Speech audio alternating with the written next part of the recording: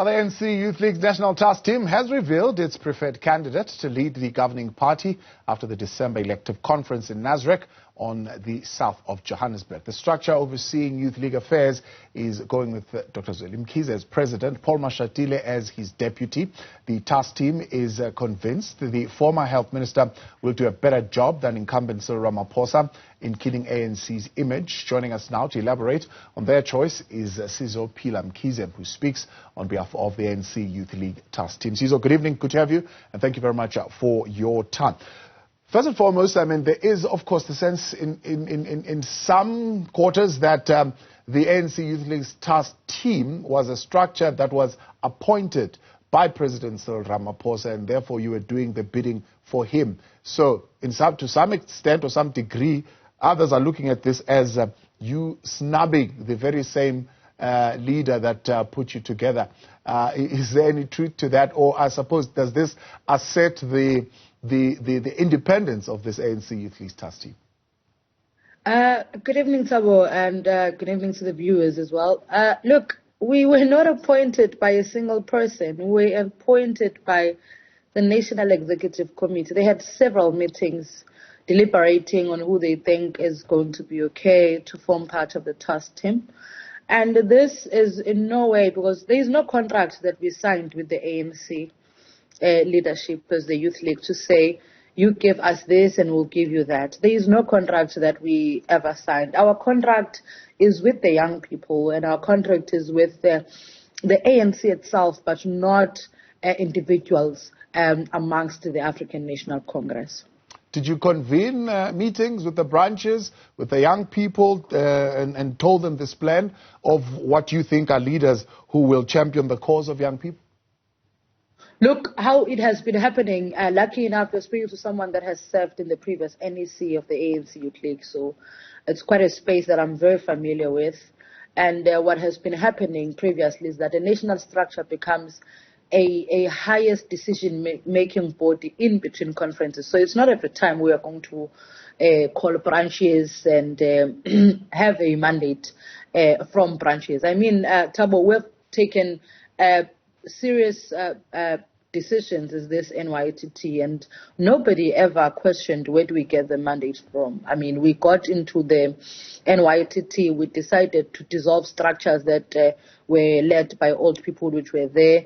We put structures that were led by young people. We've assisted branches to go to their BGMs, to go to their regional congresses and provincial congresses. And nobody has really asked us where do we get that money from. It's just really appalling that today we are asked where do we get a mandate from of speaking about the ANC Youth League, about the ANC conference, because the ANC Youth League becomes an integral part of the ANC. And I can tell you that our meeting yesterday was not really clouded by factionalism. That is why in the names that we have proposed, both of the top six and of all other proposed NEC members or nominated NEC members, we have closed all factional lines, and we had said we're not going to nominate people according to who they support or who they are with. Look at our top six. Look at the number of young people that we have nominated to form part of an NEC. So, I mean, are you saying in that task team you couldn't bring yourselves to support a name like Noneba, a name like Ronald Lamula, for example, to be Deputy President or Secretary General? You couldn't support your very own to get into that top six? We supported our own. The Secretary General that we're proposing is Sizophila Mkhize. Is our own. It's from our ranks as the ANC Youth League. The Treasurer General that we have nominated is from our ranks as the ANC Youth League. The number one person that we say must be the number one person that is going to be voted as an additional member, as an NEC member, is Nongceba Mhlawule. The second is Homocho Joy Moimela. I think the youngest in our list of NEC members is 28 years old. We have looked into the former generations of the Youth League. We have looked into who is capable and who can be a better combination of at least bringing some sense of hope to the people of South Africa about the ANC, because our view really, Thabo, is that we seem to be not in touch with the people. So we're trying, one, as much as we are bringing in the new blood in the NEC as the ANC Youth League, but we are also trying to show the elders of the ANC that the inner fights that are going on, the factions that are going on, are not helping. If you can see the names that we nominated for the top 6, we grabbed names from different factions because we do not believe that factions are assisting the ANC, and we believe that delegates towards the national conference in Nasrec December must be able to defeat slaves. We must be able to pick up people according to their capabilities. And unless if people wanted certain people for us to support, who are former leaders of the ANC, but the statement that says we have not supported people who are from the ranks of the ANC Youth League, it's fallacy, because the people that we have supported are people that are former leaders of the ANC Youth League towards the national level. Yeah. The people that we are supporting to be NEC members, they have led. Those are comrades that have led the ANC. I was talking specifically in the top 6. I mean, if you look at Fikile Mbalula is probably, what, 2 or 3 generations of the ANC Youth League back. It's not necessarily someone who you would classify as a youth currently. We are not necessarily saying Mbalula is a young person. He is not. He's very old. Max is old. But Max is from our generation. I mean, is from our ranks as the ANC Youth League. He grew up in the ANC Youth League. Now, the problem is that there are people who think they are golden girls and golden boys of the ANC, and every time we speak about positions, we must speak about them, and it can't be correct. We are going to speak about people that we think are going to be able to assist the organization. That is why we're speaking about Dr. Zweli Mkhize. That is why we're speaking about Mamnomvula Mokonyane, because we think those are the people that can be able to listen to us. Because amongst our problems, Thabo, is that we feel that we have not been taken serious as young people of the country, not even as an ANC Youth League, every young person in the country. We feel that young people have not been taken serious, you know. Yeah. That is why we're saying it's high time that NEC be filled with young people. And part of the reasons, Tab, we have not put a relatively young person in the top 6 because a revolution is a process. You don't wake up in the morning and change happens overnight. We are gradually going to take over the ANC. And to prove that we've been able to nominate a number of young people to form part of the NEC. So looking at your statement, for example, you're saying this particular leadership you believe is the one which will have a better plan to end load shedding. Why? I mean, you don't have faith in the current plan of the ANC? I mean, coming out of the ANC's national policy, it is the plan and the posture of the ANC to pursue a just transition. So, I mean, how different is Dr. Zweli Mkhize's administration going to move away from that? When you are a coach of a football team and you are in a very hot game and you see that you might be losing the game because of certain players, you change the players. You put players that you think are going to be able to do what it is needed for the team to win. That is what we're doing. We're uniting the ANC and we're bringing the change. I mean, there is no plan to end the problems. Yeah. It's 5 years, Thabo. It's been 5 years, and there is no plan.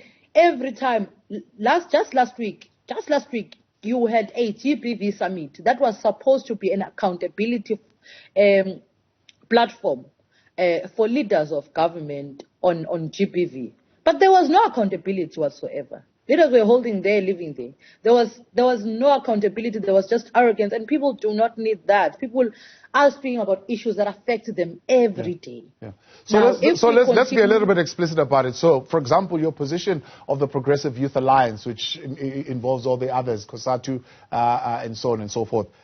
You were very strong in. One, you need a board at ESCOM fired and the executive at ESCOM fired. Not only that, you want for example, the ESCOM to no longer fall under public enterprises and fall under the legislated portfolio where it's supposed to sit, which is energy and mineral resources.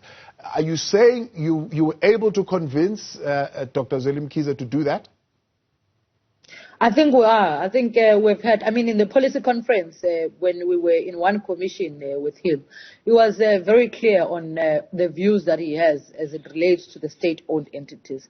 And I believe that, and in fact, we believe that there is no decisiveness from the leadership. They are not able to take decisions that are going to help South Africa. Today in the news, we're told that we're going to be kept in stage 2 load shedding, until further notice. This means to us that there is no plan to end our problems, and we can no longer afford another 5 years of just hanging in there as South Africans and hoping that Jesus is going to come and save South Africa. It's not going to happen. The people that are going to assist the ANC, the ANC is only going to be assisted by the people. And if we put the people that understand our plight, people that understand what we need as the people of South Africa, but also as young people of South Africa, then we're going to be okay, because we can't rely on Holy Spirit to solve our problems, because for the past 5 years, we are literally like people who have been relying on Holy Spirit to solve our problems. But is it not exactly the same thing that you're doing, right? You are electing a leadership that says, no, we promise to fix the same things that we promised to fix the last time we promised. I mean, it just continues. It's been a promise and a promise and a promise of every single Zweli Mkhize has never been a president of the ANC. Hence, I'm asking the question, why do you believe they will be different? I mean, the administration twice of Jacob Zuma promised to prioritize youth. So did the presidency of Cyril Ramaphosa promise to prioritize. But let me tell you that the youth was prioritized. Let me tell you about the universities that we built. Let me tell you about the infrastructural work that was done in South Africa. Some of the things we may not be happy about, but we at least could see that we are heading somewhere. In the last 5 years, we are just shooting in the dark. We do not know whether we're coming or going. And it can no longer be a situation which we can pride ourselves and say we're leading young people to a darkest time of their lives. Yeah. So do you believe President Cyril Ramaphosa deliberately disbanded the youth structure to render it useless? There is a concerted effort in making young people of the ANC silenced, censoring the young voices in the African National Congress Youth League. I do not want to say it's president. I do not want to say it's either the former SG or it's who. But there is a fear of the elders. Elders fear the young voice. They fear young people. And as a result, they are very much comfortable with the state of the ANC Youth League today, which we are not comfortable with. I can tell you, Tal, it's very painful to speak for the NYTT. This is the second time I'm speaking for the NYTT, and the Congress is not sitting. And the elders are part of the Congress not sitting, which is why going towards Nasrec in December this year, we are saying, what, enough of elders, let young people come in, let them take us to greater heights, because I mean, you have structures of the ANC, MDM structures of the ANC, all of them are collapsing. They have task teams, it's a task team after task team. They have task teams. There is no life anymore in the African National Congress. I want to take you back to year 2004. I may have been still young by then, but you would see that the alliance at that time was alive.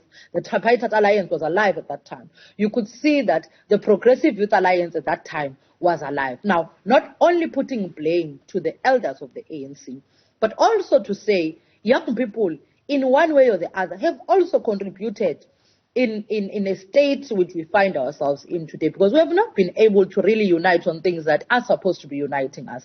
I mean, our problems are the same, but we have chosen to stay in corners of our handlers and of the ANC and our bishops in the ANC. We have not assisted the situation as well as young people. And I think that at least that is one thing that we admit, that ourselves as well have a hand of the sad state of affairs in the MGM structures. And we are willing to admit, but also in admitting, correct what have been our mistakes before. The Youth League has been used as pocket knives of elders, and we don't think that assisted the ANC, that assisted the life of the ANC League, but also the life of the millions of young people of South Africa now. We're just trying to, that is why even in the top 6, we grabbed people from different factions. Right. And we said, they should be able to come together and assist the ANC. Sizo, appreciate your time. Thanks so much for coming on. Sizophila Mkhize, speaking on behalf of the ANC Youth League National Task Team.